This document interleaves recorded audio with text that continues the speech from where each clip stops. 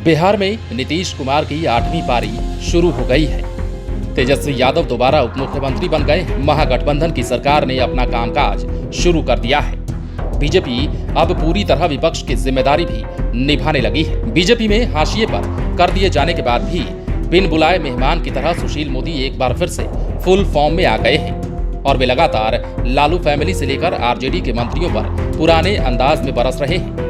यहाँ तक कि वे नीतीश कुमार को भी झूठा से लेकर उपराष्ट्रपति पद के महत्वाकांक्षी बताने लगे। लेकिन इन सबके बीच उपेंद्र कुशवाहा नए मूड में नजर आ रहे हैं। मीडिया ट्रायल ने कुशवाहा के एब्सेंट में उन्हें न जाने क्या क्या कह दिया, लेकिन जब वे पटना लौटे तो बीजेपी को अच्छे से रगड़ दिया। यहाँ तक सुना दिया कि वे मिशन में हैं, एक सूत्री मिशन कि बीजेपी को केंद्र से उखाड़ फेंकना है। वहीं जेडीयू के राष्ट्रीय अध्यक्ष ललन सिंह डेटा के जरिए बीजेपी को अभी से पटकनी देने की तैयारी में लग गए हैं। ऐसे में सवाल लाजमी है, तो क्या अब बीजेपी के जड़ में जेडीयू मट्ठा डालने में जुट गया है? दरअसल बिहार में जब आरजेडी का राज था, लालू यादव और राबड़ी देवी की बिहार में सत्ता थी। नीतीश कुमार पहले समता पार्टी फिर जेडीयू के बैनर तले उनके विरोध में राजनीति कर रहे थे। उस समय आरजेडी मजबूत स्थिति में थी। तब लालू यादव अपने भाषण में कहा करते थे कि वो कोई मूली गाजर नहीं है जिसे नीतीश कुमार उखाड़ फेंकेंगे।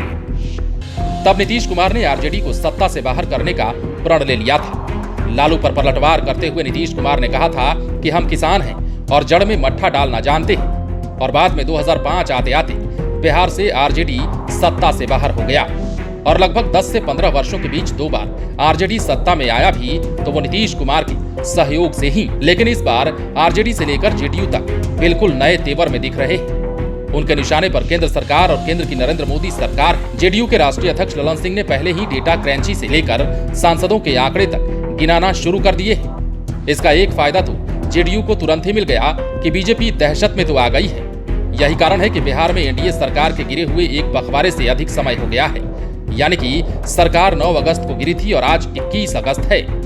इतने दिनों बाद भी प्रधानमंत्री नरेंद्र मोदी की ओर से इस पर ना तो कोई बयान आया है और ना ही उन्होंने किसी तरह की टीका टिप्पणी की है। जबकि आपको याद होगा कि 2017 में जैसे ही नीतीश कुमार महागठबंधन से निकलकर एनडीए में शामिल हो गए थे और राजभवन जा ही रहे थे कि नरेंद्र मोदी ने ट्वीट कर उनके इस कदम का स्वागत किया था।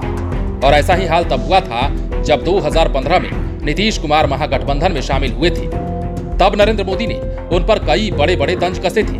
उन्होंने बिहारी एनडीए पर भी सवाल उठा दिया था, जिसे नीतीश कुमार ने मुद्दा बनाते हुए विधानसभा चुनाव में जबरदस्त ढंग से इस्तेमाल किया था। पॉलिटिकल एक्सपर्ट मान रहे हैं कि अभी पहले वाली स्थिति नहीं है।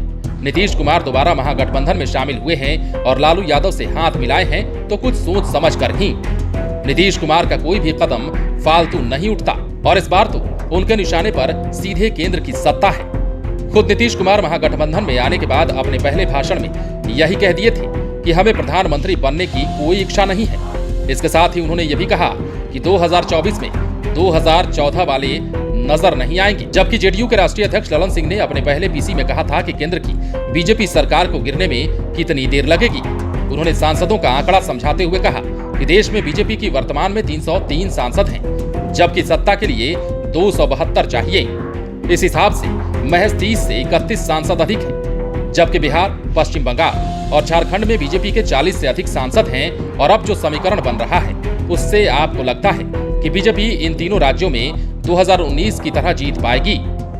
2024 के चुनाव में इस आंकड़े के नीचे आने में कितनी देर लगेगी? इतना ही नहीं, ललन सिंह अब डेटा क्रंची के आंकड़े भी समझा रहे हैं। 2014 में जब जेडीयू अलग से चुनाव लड़ रहा था तब बीजेपी के सांसद कितने वोट से जीते थे और अब जेडीयू महागठबंधन में है। इसके साथ ही वामदल और उपेंद्र कुशवाहा भी महागठबंधन में है। अब सोच लीजिए कि कैसे 2024 में बीजेपी पार पाएगी। इधर उपेंद्र कुशवाहा बिहार कैबिनेट के शपथ ग्रहण समारोह के दिन से ही दिल्ली में थे। तब उन्हें लेकर मीडिया में कई तरह की बातें आई।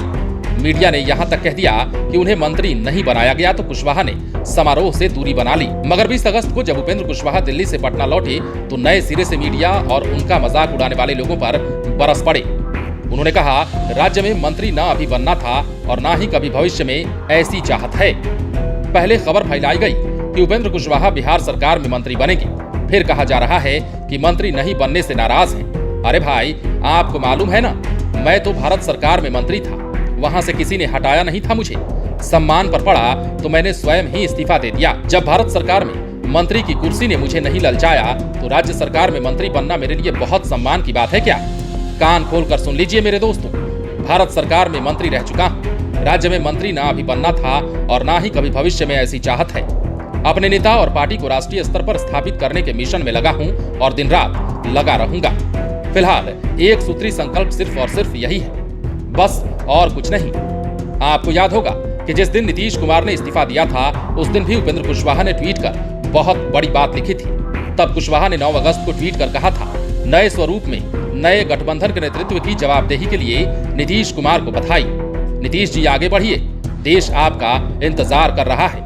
उसके बाद से पॉलिटिकल एक्सपर्ट कहने लगे थे, जब तक नीतीश कुमार बिहार की राजनीति में हैं तब तक हैं, लेकिन इनके निशाने पर अब दिल्ली है और इस संकेत पर ललन सिंह की पीसी ने मुहर लगा दी कि इनके निशाने पर बीजेपी और नरेंद्र मोदी की सरकार है। बहरहाल पॉलिटिकल एक्सपर्ट ये भी कह रहे हैं कि इस बार महागठबंधन सरकार के आते ही शुरू से ही जेडीयू कड़े तेवर में आ गया है। नीतीश कुमार की ओर से ललन सिंह और उपेंद्र कुशवाहा मोर्चा संभाले हुए हैं। केंद्र की एनडीए सरकार से एक बार पहले भी उपेंद्र कुशवाहा 2-2 हाथ कर चुके हैं।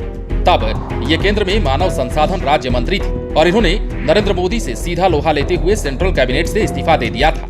अब देखना दिलचस्प होगा कि बिहार की राजनीति किस ओर बढ़ती है, लेकिन आरजेडी ने भी साधे कदमों से आगे बढ़ना शुरू कर दिया है। इसी की परिणति है कि तेजस्वी यादव अब हर दाग को धोना चाहते हैं। उनकी ओर से जारी नसीहत का बिहार के सियासी गलियारे में जबरदस्त ढंग से स्वागत हुआ है।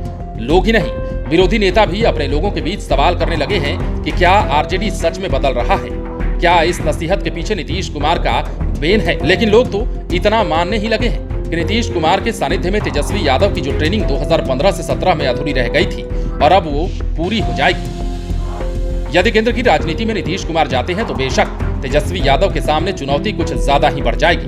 बहरहाल ये चर्चा भी होने लगी है कि इस बार जेडीयू के ललन सिंह और उपेंद्र कुशवाहा के जरिए बीजेपी के जड़ में मट्ठा डालने का पूरा मन बन गया है। लाइव सिटीज के लिए पटना से राजेश ठाकुर की रिपोर्ट। यदि अब तक आपने हमारे YouTube चैनल को सब्सक्राइब नहीं किया है तो सब्सक्राइब कर लीजिए ताकि हम आपको खबरों से अपडेट रख सकें।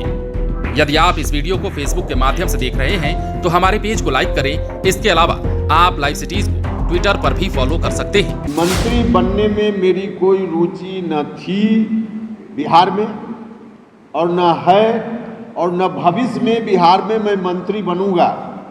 आप लोग कहीं कागज में लिखकर रख लीजिए, हो सके तो कभी वैसी नौबत उलट नौबत आ जाए तो आप सवाल हमसे पूछिएगा। हमारे लिए मंत्री पद कोई बहुत बड़ा नहीं है बिहार में, क्योंकि भारत सरकार में हम मंत्री रहे हैं और भारत सरकार में मंत्री रहे तो किसी ने मुझको हटाया नहीं था, हम मंत्री थे।